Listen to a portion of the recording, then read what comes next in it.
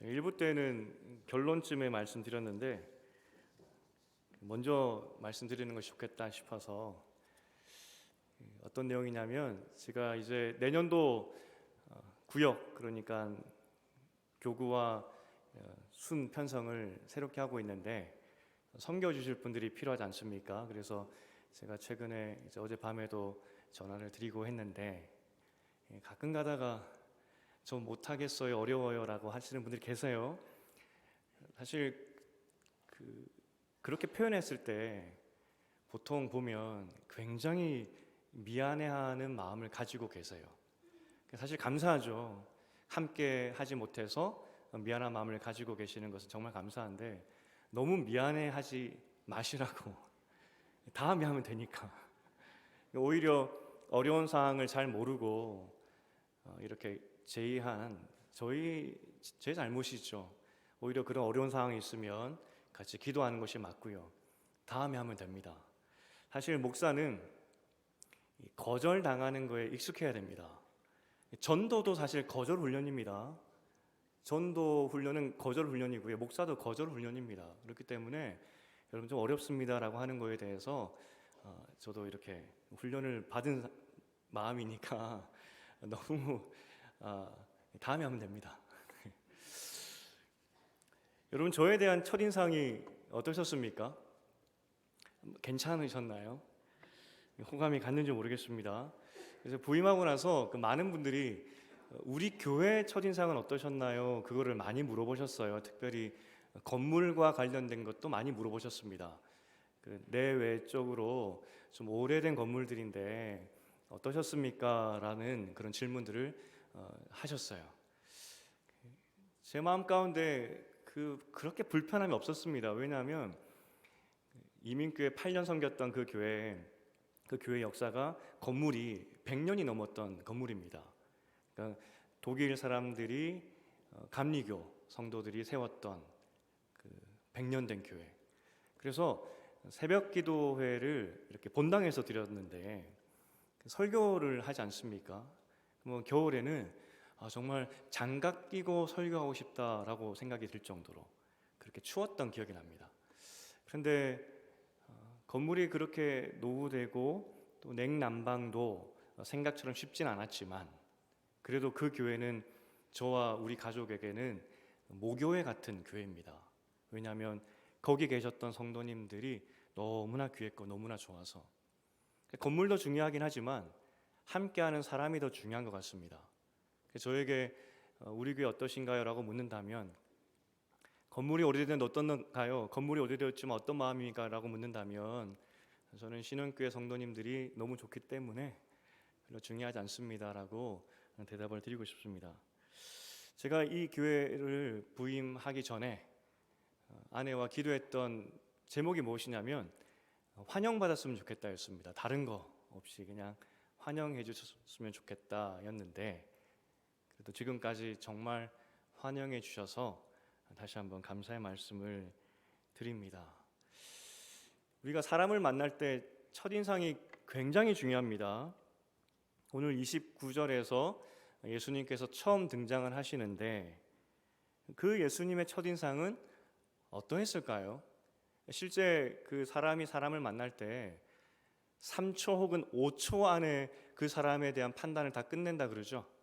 첫인상이 굉장히 중요하다고 합니다. 그리고 그 3초 혹은 5초 안에 받았던 그 인상이 나머지 앞으로 많게는 8, 90%까지도 좌우한다고 하니까 첫인상이 굉장히 중요하죠. 제가 결혼하게 된 결정적인 계기가 있었습니다. 저희 직업이 전도사이지 않습니까? 누가 환영하겠습니까? 근데 그 아내 쪽 가족 모임이 있었습니다. 할머니부터 모이는 큰 가족 모임이었는데 제가 초대를 받았고요. 식사를 해야 되니까 상을 피지 않습니까? 제가 벌떡 일어나서 상을 피는 걸 도와드렸습니다. 그리고 밥을 먹고 보통 또 과일을 먹지 않습니까?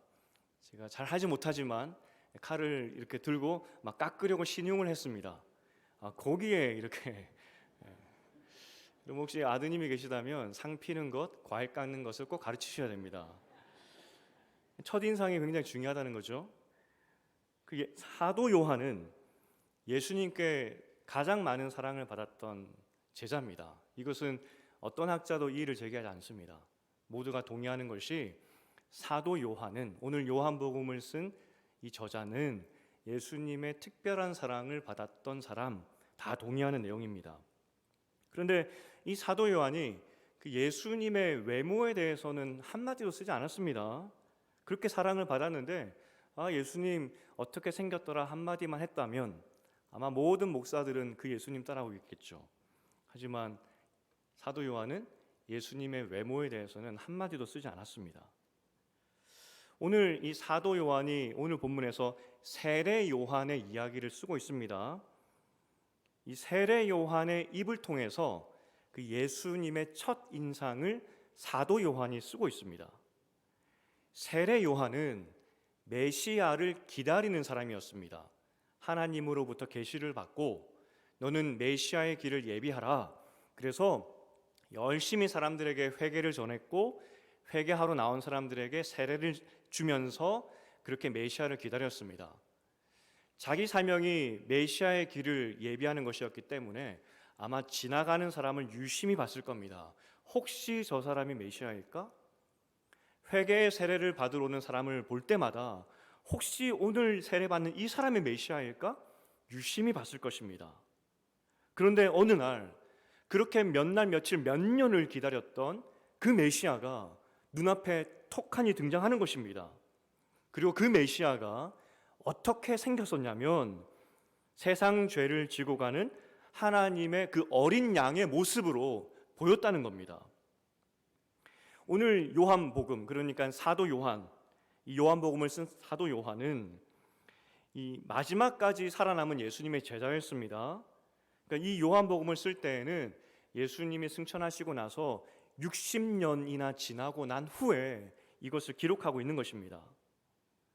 그가 다시 한번 성경을 쓸 때 예수님의 전 삶을 대표하는 것을 어떤 문장으로 쓸까, 첫인상을 어떻게 쓸까라고 했을 때 세례 요한의 입을 빌려서 세상 죄를 지고 가는 하나님의 어린 양이다.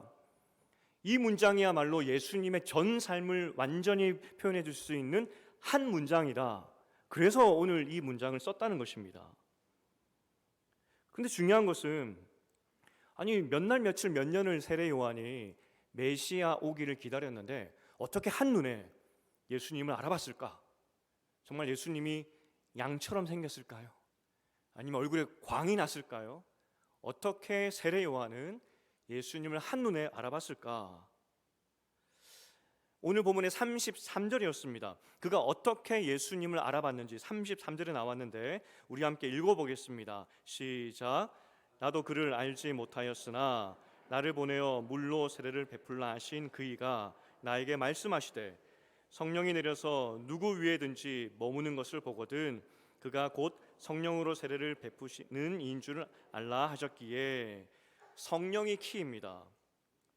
성령이 비둘기같이 하늘에서 예수 위에 머물렀고 그래서 저 사람이 메시아구나 세례 요한이 알아봤다는 겁니다.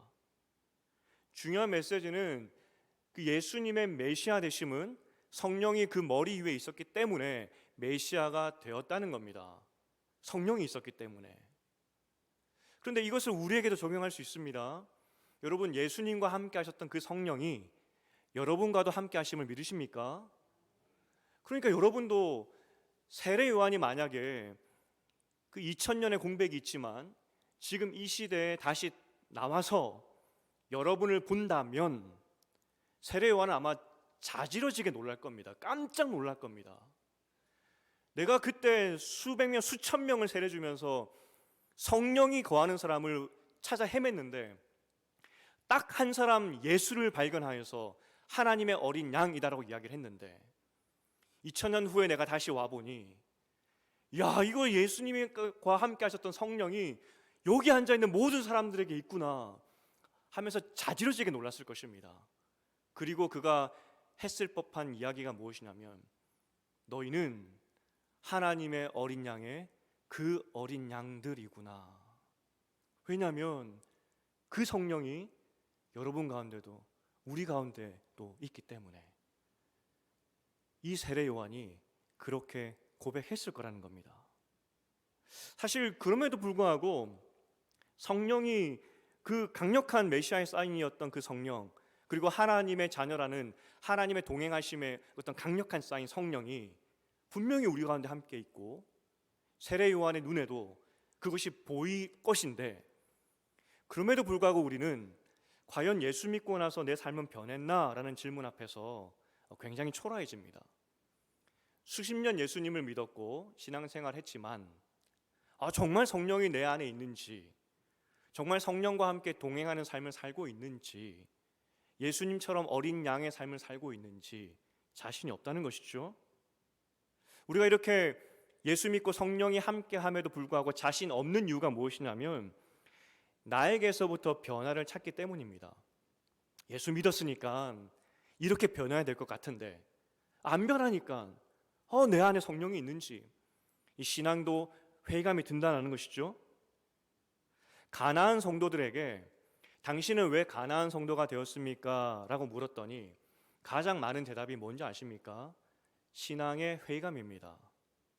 매주 예배 드리고 매주 교회 가고 나는 예수 믿는다고 생각을 했지만 내 삶이 변하지 않으니까 이 예배가 점점 습관화가 되고 이 종교인의 모습을 보이게 되고, 그러니까 내가 믿는 것이 맞는지 하면서 어느 순간 교회를 떠나더라는 것입니다.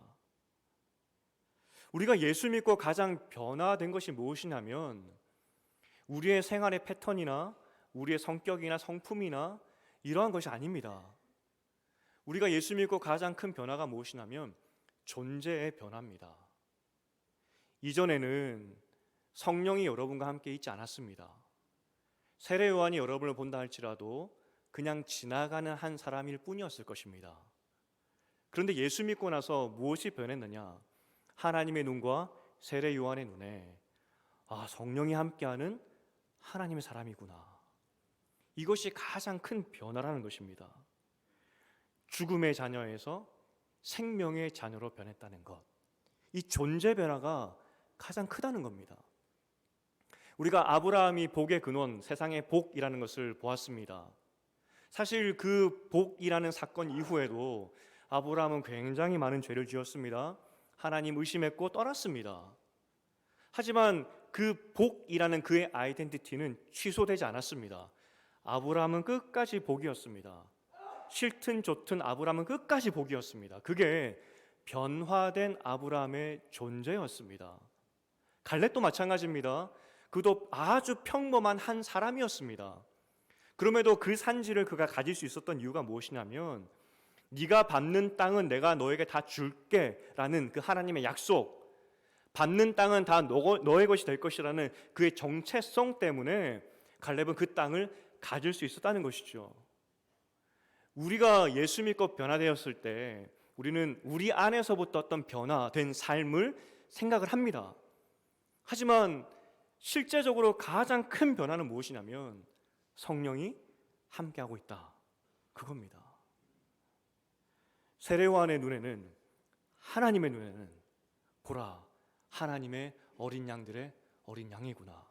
그것이 우리의 새로운 존재라는 겁니다. 우리가 아무리 부인해도, 천지분간하지 못하고 하나님을 심지어 떠난다 할지라도 이것이 여러분의 새로운 정체성이라는 겁니다. 그러면 이 성령이 함께하는 것으로 예수가 메시아인 것을 알게 되었는데, 그리고 성령이 함께하심으로 우리는 하나님의 자녀가 되었는데, 그 성령이 함께하는 그 예수의 모습이 어떤 모습이었냐면 어린 양으로 보였다는 겁니다. 아니, 천지를 지으신 그 강력한 성령 하나님이 예수와 함께 하시는데 그 모습이 어린 양이었습니다. 그 강력한 하나님의 영이 함께 한다면 세상의 왕보다 강한 모습, 혹은 짐승으로 비유한다면 호랑이나 사자? 이렇게 보이는 것이 마땅하지 않겠습니까? 그런데 하나님의 영이 함께 하는데 하나님의 영이 함께하는 그 사람의 모습이 어린 양의 모습이었다는 겁니다. 심지어 우리도 어린 양으로 하나님을 보고 있다는 겁니다. 누가복음 10장을 함께 보겠습니다. 누가복음 10장입니다. 우리 함께 읽어보겠습니다. 시작. 갈지어다 내가 너희를 보냄이 어린 양을 이리 가운데로 보낸가 같도다, 이렇게 이야기합니다. 그러니까 우리를 어린 양으로 보시고 세상을 이리 늑대로 보는데 이 이리 때 안으로 우리를 보내는 것과 똑같다, 그렇게 말씀하고 있다는 겁니다. 아니, 천하에 성령이 함께 하시는데 어떻게 우리가 어린 양이 되어서 세상의 늑대에게 갈 수가 있냐는 것입니다. 우리는 하나님의 영이 함께하기 때문에 적어도 늑대를 이길 만한 어떤 능력이 있는 사람의 모습으로 보이는 것이 당연하지 않겠습니까? 그런데 계속해서 성경은 예수를 어린 양으로 이야기하고 있고 우리는 또 그의 어린 양으로 계속해서 보고 있다는 겁니다. 아니, 우리가 어린 양이니까 당연히 늑대에게 지는 것은 그건 당연한 그 상식 아니겠습니까? 어떻게 여러분, 어린 양 된 여러분이 세상의 늑대를 이길 수가 있겠습니까? 지는 거죠. 남성분들은 다 군입대를 경험하셨을 겁니다. 저도 집에서 인사드리고 혼자 입대를 했습니다. 그 전날 긴장돼서 잠은 잘 못 잤지만 그래도 뭐 가야 되는 거니까 갔죠. 그래서 이것저것 뭐 검사를 하고 하다가 이제 시간이 되어서 마지막 경례를 하고 이제 안으로 들어가야 되는 그런 시간이 왔습니다.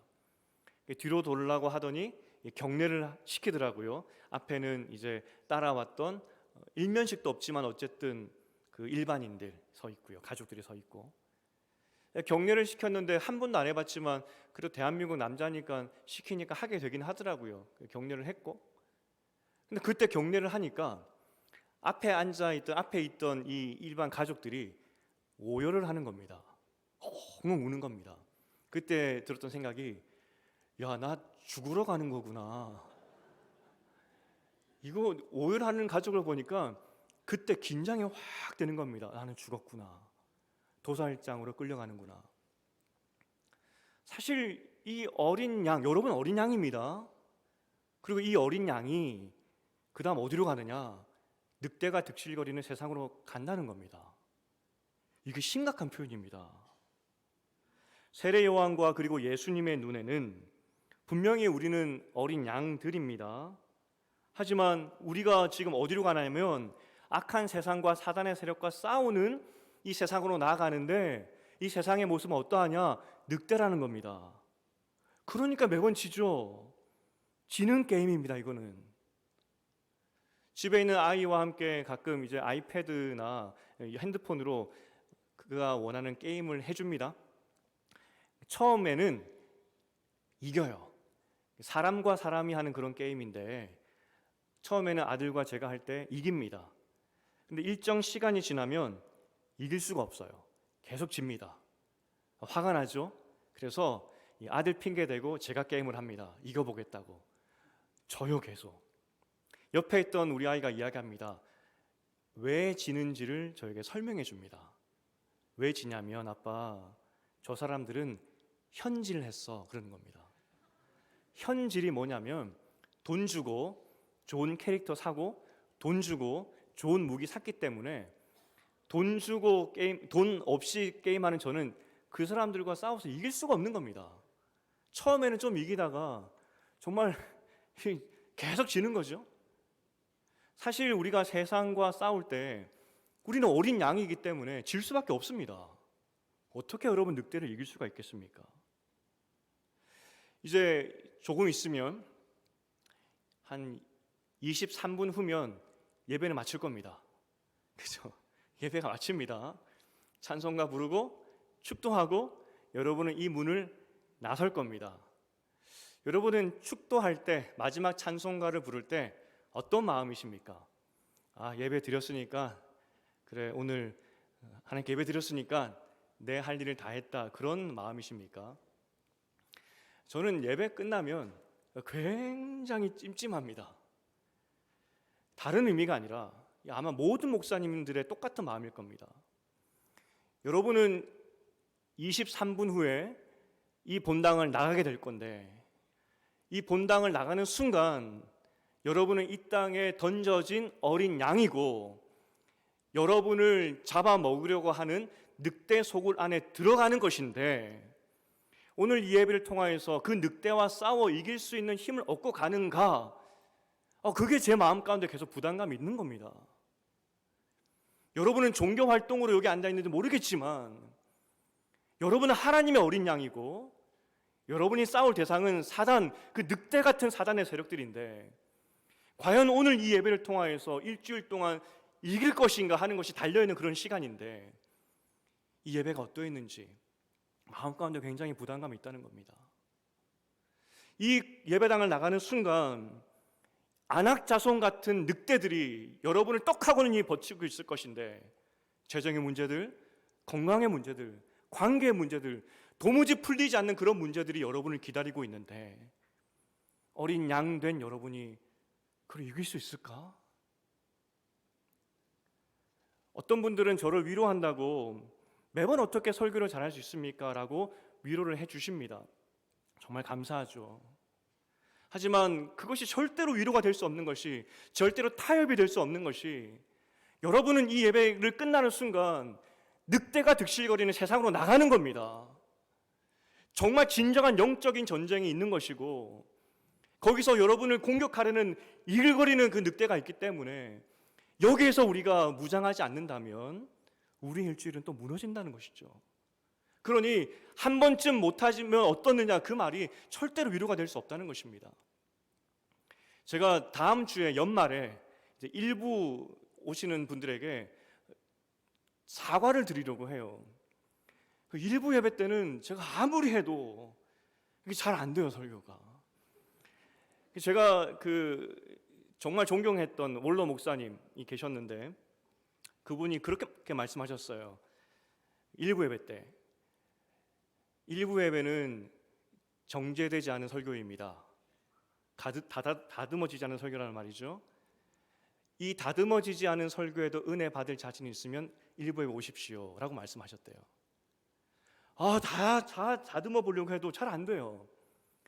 제가 정말 존경하는, 설교로 정말 존경하는 목사님이 두 분 계신데 그분 중에 한 분의 교회에서 사역하다가 저희 청년부 팀으로 왔던 사역자가 있었어요. 제가 물었습니다. 그분의 일부 설교는 어떻느냐, 정말 궁금해서. 그랬더니 그 목사님도 일부 예배 설교 마치고 2, 3부 예배 설교가 많이 바뀝니다 그러시더라고요. 하지만 정말 일부 예배도 그 9시가 지나고 나서 10시에는 세상으로 나가는 거거든요. 정말 진정한 싸움이 있는 거거든요. 그래서 일부 예배 분들에게 사과드리고 2부 예배 꼭 한번 들어보라고 하려고요. 하나님은 왜 이 늑대와 싸워 이길 수 있는 더 크고 센 짐승으로 우리를 보시지 않고 왜 어린 양으로 보셨을까? 왜 성령 하나님이 함께 가시는데 그 강력한 영이 함께 하심에도 불구하고 왜 우리를 어린 양으로 비유할까? 매번 지죠. 3년간 사단이 예수님을 시험했습니다. 정말 사단이 3년간 예수님을 시험했을 때 세례 요한이 봤듯이 예수님은 어린 양처럼 약했습니다. 3년간 분명히 사단이 봤을 때 예수는 신이 맞는데 3년간 아무리 지켜봐도 세례 요한이 고백했듯이 예수는 어린 양인 겁니다. 그래서 죽입니다. 도살장에 끌려가는 어린 양처럼 사단이 예수님을 죽입니다. 자기가 가지고 있는 죽음의 권세로 꽉 잡을 수 있을 거라 생각하고 예수를 어린 양처럼 죽였습니다. 그런데 어떻게 됐습니까? 어린 양이 사단을 이깁니다. 사단이 분명히 저 어린 양 예수 죽으면 끝인 줄 알았는데, 그래서 죽였는데 어린 양이 사단을 이겨버렸습니다. 어린 양이신 예수가 이 사단을 이길 수 있었던 이유가 무엇인 줄 아십니까? 순종 때문입니다. 우리 마태복음 26장 39절을 함께 읽어보겠습니다. 마태복음 26장 39절입니다. 시작. 내 아버지여, 만일 할만하시거든 그러나 나의 원대로 마시옵고 아버지의 원대로 하옵소서. 어린 양이신 예수가 이 늑대, 이 사단을 이겼는데 이 승리의 비결은 순종이었습니다. 순종하니까 또 부담이 되죠. 하나님 뜻대로 살아야 되는 것, 이 순종, 그래야 이긴다. 그러니까 벌써 우리 마음 가운데 부담이 됩니다. 하나님께서 우리에게 어떤 명령을 주셨을까? 어떤 명령에 순종하라고 말씀하셨을까라고 했을 때 하나님이 실제 우리에게 무리한 것을 요구하셨을까요? 마치 이리가 오면 너희 양뿔 있잖아, 그 뿔로 들이받아. 혹은 이빨도 없지만 이빨로 늑대와 치열하게 싸워라, 이런 명령을 하셨을까요? 아니면 양처럼 착하게 살고 다른 사람들에게 다 주라, 이런 명령을 하셨을까요? 구약을 보면 하나님께서 백성들에게 순종을 요구하셨던 것들이 있는데 가장 큰 순종의 요구가 무엇인지 구약 성경에 잘 드러납니다. 어린 양 된 이스라엘 백성에게 하나님이 요구하셨던 것은 다른 것이 아니었습니다. 우리 출애굽기 14장 14절을 함께 읽어보겠습니다. 시작.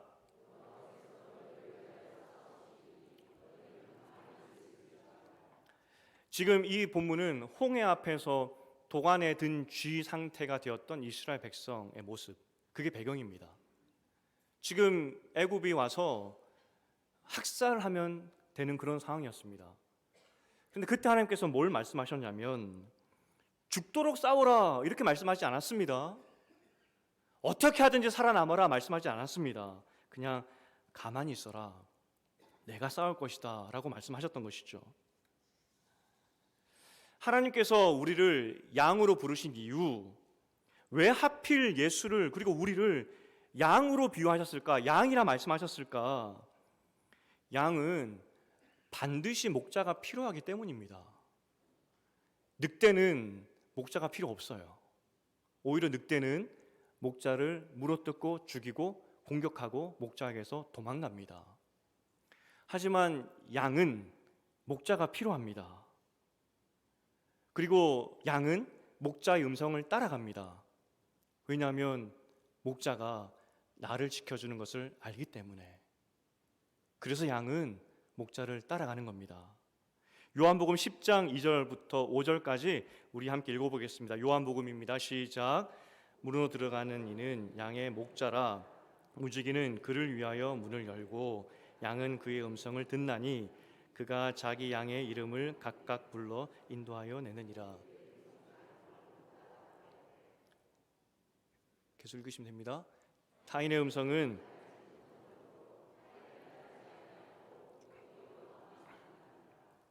우리를 양으로 불렀다는 것은 다른 의미가 아니라 하나님이 목자가 되어주시겠다는 그런 의미입니다.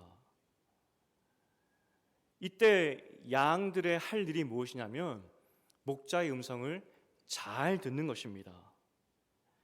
양은 한순간 한눈 팔려서 목자를 떠날 수도 있는 천지분간하지 못하는 그런 약한 그런 동물입니다.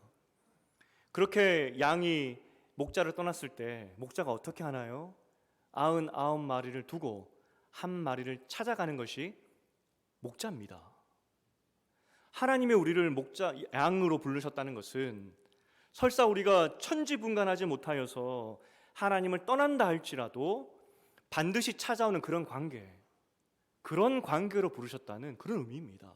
그리고 우리 앞에 늑대와 같은 그런 존재가 우리 앞에 공격해 온다 할지라도 우리가 싸우는 것이 아니라 목자 대신 하나님께서 대신 싸워 주시겠다는 그런 의미라는 겁니다. 만약 우리를 이리와 싸우는 호랑이나 사자로 부르셨다면 여러분 각자 알아서 열심히 싸워야 됩니다. 죽도록 싸우셔야 됩니다. 세상의 늑대와 싸워 이길 수 있도록 힘을 길러야 되고 능력을 길러야 되고 거기서 지면 여러분 책임입니다. 왜냐하면 여러분에게 이길 수 있는 힘을 줬는데 여러분이 졌기 때문에 여러분 책임입니다. 하지만 우리를 양으로 불러주셨다는 것은 그 싸움에 우리의 책임이 아니라 하나님이 대신 싸워주시겠다는, 내가 너희를 반드시 구하겠다는 하나님의 약속이고 하나님의 자신감이라는 것입니다. 그래서 하나님의 어린 양 되었다는 것이 우리에게는 너무나 큰 축복이라는 것입니다. 하나님은 이것을 설명하기 위해서 때로는 아버지와 아들의 관계로도 비유하십니다. 내가 어떻게 너희를 버리겠냐고. 그 탕자와 같은 그 아들을 내가 어떻게 버리겠냐고. 그게 우리의 변화된 신분이라는 것입니다. 여러분을 하나님께서 양으로 부르셨다는 그것을 보면서 우리는 이 관계를 기억해야 됩니다. 나는 그의 어린 양이고 나를 먹이시고 입히시고 보호하시는 그 목자 되신 하나님, 나를 대신하여서 싸워주시는 그 하나님, 그 관계 안에 내가 있다. 이것을 기억해야 된다는 겁니다. 예수님은 성령이 함께하는 하나님의 어린 양이었습니다. 이 하나님의 어린 양 되신 예수가 사단의 세력을 이길 수 있었던 것은 그 하나님께서 사단의 모든 권세를 깨뜨려 버렸기 때문에 예수가 승리했다는 것입니다. 마찬가지로 하나님의 영이 우리 가운데 함께하고 있기 때문에 어떠한 사단의 세력도 어떠한 안악자손 같은 것들이라 할지라도 여러분을 쓰러뜨릴 수가 없습니다. 하나님이 승리하게 하실 것이기 때문에 여러분은 그런 존재라는 겁니다. 예수님께서 십자가에 달려 돌아가실 때 엘리 엘리 나마 사박다니라는 말씀을 하셨습니다. 나의 하나님 나를 어찌 버리십니까? 그 의미죠. 이걸 들으면 예수님께서 정말 슬프셨구나, 하나님 원망하는 것 같기도 하고 그렇습니다.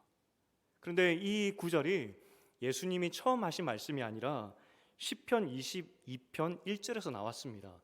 다윗이 고난 가운데 있을 때 너무나 슬퍼서 너무나 힘들어서 하나님 어디 계십니까?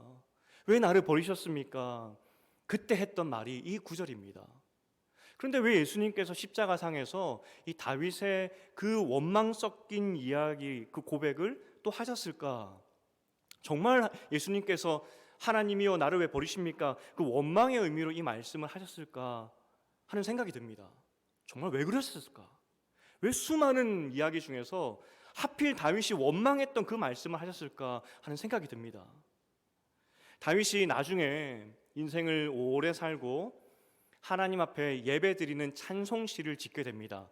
그것이 139편에 나와 있는데, 그가 인생을 돌아볼 때, 자기 인생을 돌아볼 때 하나님께서 어떻게 하셨는지를 기억하면서 찬송시를 짓게 됩니다. 우리 139편 7절부터 10절까지 함께 읽어보겠습니다. 시작. 내가 주의 영을 떠나 어디로 가며 주의 앞에서 어디로 피하리이까? 내가 하늘에 올라갈지라도 거기 계시며 수월에 내 자리를 펼치라도 거기 계시니이다. 내가 새벽 날개를 치며 바다 끝에 가서 거주할지라도 거기서도 주의 손이 나를 인도하시며 주의 오른손이 나를 붙드시리이다. 오늘 다윗이 고백을 합니다. 수월, 내가 지옥에 간다 할지라도 하나님이 나를 떠나신 적이 없습니다. 그가 인생을 돌아보면서 찬양시로 지었던 내용입니다. 예수님이 굳이 이 다윗의 22편을 인용하셨던 그 이유는 지금이 비록 힘들고 어려운 순간으로 보인다 할지라도 결국 다윗이 139편을 고백하듯이 내 목자 되신 하나님께서 나를 절대로 버리지 않는다는 것, 수월에 가서라도 나를 구해 오신다는 것을 내가 믿는다는 그 고백을 예수님께서 십자가에서 하셨다는 겁니다. 단지 원망의 말씀이 아니라 이 139편의 승리의 말씀을 기억하시며 고백을 하셨다는 것이죠. 한 안수 집사님께서 제자반 하시면서 저에게 책을 선물해 주셨습니다. 목사가 목사에게 쓰는 편지들인데 선배 목사나 혹은 후배 목사에게 쓰는 편지 글들이었습니다. 특별히 제가 참 좋아하는 목사님이 아들 목사에게 썼던 그런 내용을 제가 맨 먼저 찾아보았습니다. 근데 그 내용 중에 한 문구가 들어왔습니다. 선택은 한순간에 완성되지만 선택 이후에는 부르심을 따라 매일 살아가는 긴 여정이 이어진다. 무슨 말이냐면 우리에게 적용을 하면 하나님의 자녀가 되는 것은 그 선택은, 부르심은 순식간에 일어납니다. 내가 예수 믿습니다. 내 죄를 용서하여 주시옵소서. 순식간에 우리는 하나님의 자녀가 되고 주의 성령이 함께하는 사람으로 변화하게 됩니다. 그런데 그것이 끝나는 것이 아니라 이후에 긴 여정이 시작이 됩니다. 목자 되신 하나님과 어린 양 된 우리 함께 인생의 길을 걸어가는 긴 여정이 시작된다는 겁니다. 때로는 회의감이 몰려올 수도 있습니다. 2023년 신앙생활 하면서 이런저런 원망이 들 수도 있습니다. 정말 하나님이 살아계신가 싶은 그런 마음이 들 때도 있을 것입니다. 실제 청년들을 대상으로 조사를 해보면, 크리스찬들입니다. 청년 대상으로, 지금 교회 다니는 청년 대상으로 조사를 해보면 10년 후에 당신은 교회 다닐 것 같습니까? 다니지 않을 것 같습니까? 당신의 신앙생활은 어떨 것 같습니까? 라고 물을 때 절반의 청년들이 10년 후에는 나는 교회에 떠나 있을 것 같습니다 라고 대답을 합니다. 왜 그러냐면 신앙의 회의감 때문입니다. 내가 하나님의 자녀가 되었고 예수 믿는다고는 하지만 정말 살아계신 하나님이 어디 있고 정말 살아계신 하나님이 내 삶 가운데 함께 있는지 그게 경험이 되지 않고 체험이 되지 않으니까 지금 내 신앙생활을 볼 때 아마도 10년 후에는 지쳐서 떠났을 것 같습니다, 그렇게 이야기하더라는 겁니다. 적어도 여기 계신 분들은 그렇게 교회를 떠나진 않겠지만, 하지만 우리가 오늘 내일 예수님의 오심을 기억하고 기념하는 이 순간에 어린 양 되신 예수를 기억하면서 우리가 어떤 존재로 바뀌었는지를 다시 기억해야 된다는 것입니다. 때로는 하나님이 느끼지 않을 때도 있고, 때로는 하나님 어디 있습니까? 라는 고백이 나올 때도 있겠지만, 여러분은 이미 하나님의 어린 양이 되었고 여러분의 인생의 목자는 예수 그리스도가 되심을 믿으시기를 축복드립니다. 요한은 60년 후에, 예수님이 승천한 후 60년 후에 성경을 썼다 말씀드렸습니다. 지난 60년 동안 제자들 중에서는 순교하는 사람도 많았고요, 실제 교회 핍박이 굉장히 많았습니다. 60년 동안 사도 요한은 정말 교회가 힘들구나 어렵구나 피부로 느꼈었습니다. 그런데 이 사도 요한이 다시 이 성경책을 쓰는데 이 요한복음은 다른 어떤 성경보다도 가장 세상을 향한 대항적인 성경입니다. 무슨 말이냐면은 성도들로 하여금, 이 핍박과 고난 가운데 있는 성도들로 하여금 늑대 같은 세상을 향하여서 싸우라고 격려하는 책이라는 겁니다. 요한은 이야기합니다. 너희는 하나님의 어린 양들이라고. 그런데 목자 되신 하나님이 함께 하시니 그의 음성만 듣고 가면 살 수 있다. 그러니 이 영적 긴 여정의 전투를 담대히 하라. 그게 요한복음의 내용이라는 겁니다. 이제 말씀을 맺겠습니다. 우리는 하나님의 어린 양들로 신앙의 긴 여정을 시작했습니다. 별로 달라지는 것이 없어 보이기도 합니다. 별로 내 삶을 볼 때 예수 믿는다고 하지만 별로 예수 믿는 모습들이 나오지 않기 때문에 회의감이 들기도 합니다. 하지만 절대 잊지 말아야 될 것이 무엇이냐면, 그럼에도 불구하고 여러분은 하나님의 어린 양들입니다. 주의 성령이 함께하는 하나님의 소유된 백성들입니다.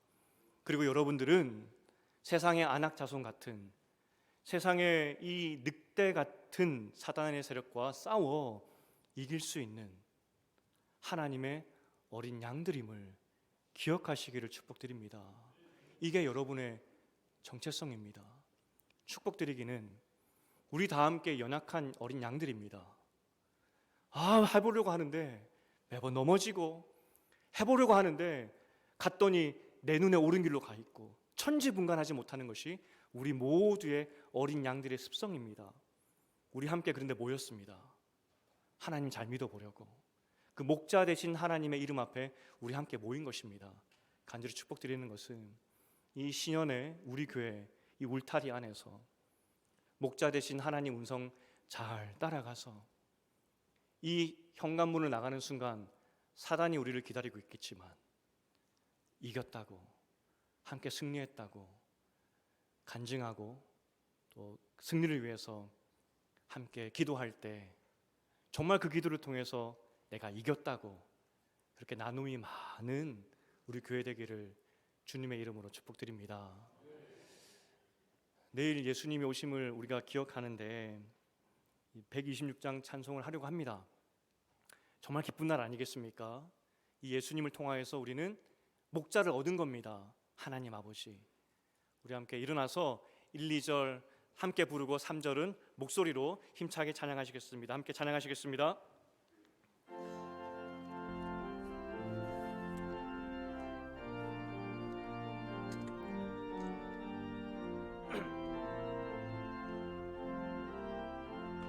전사 찬송하기를 거룩하신 구주께 영광 돌려보내세. 구주 오늘 나셨네. 크고 작은 나라들 기뻐하다 하여라. 영광 받을 왕의 왕 베들레헴 나신 주. 영광 받을 왕의 왕 베들레헴 나신 주. 오늘 나신 예수는 하늘에서 내려와 저녁 몸에 나셔서 사람 몸을 입었네. 세상 모든 사람들 영원한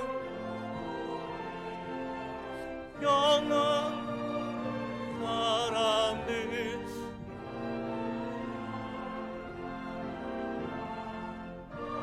영광 돌려보내며 높이 찬양. 의로우신 예수는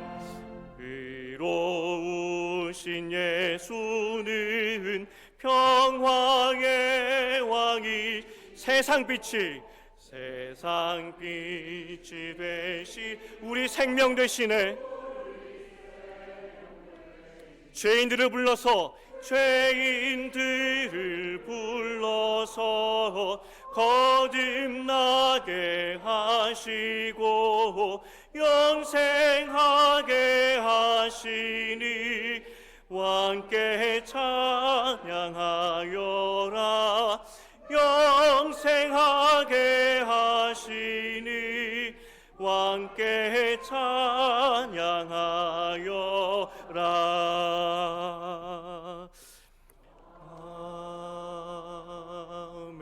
아멘. 여러분, 변화된 여러분의 신분이 믿어지십니까? 하나님의 성령이 함께하는 그 하나님의 어린 양이 되었다는 것이 믿어지십니까? 그리고 그 어린 양 된 우리를 위하여서 하나님 아버지께서 선한 목자가 되어주신다는 것이 믿어지십니까?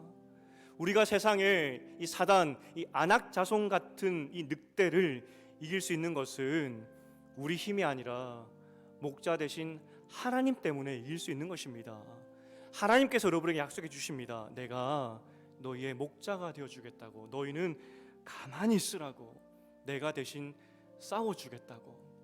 신앙생활 하다가 회의감이 들 수도 있습니다. 하지만 절대로 잊지 말아야 될 것이 무엇이냐면 여러분의 변화된 존재입니다. 여러분이 어떠한 존재인지를 기억하는 것입니다.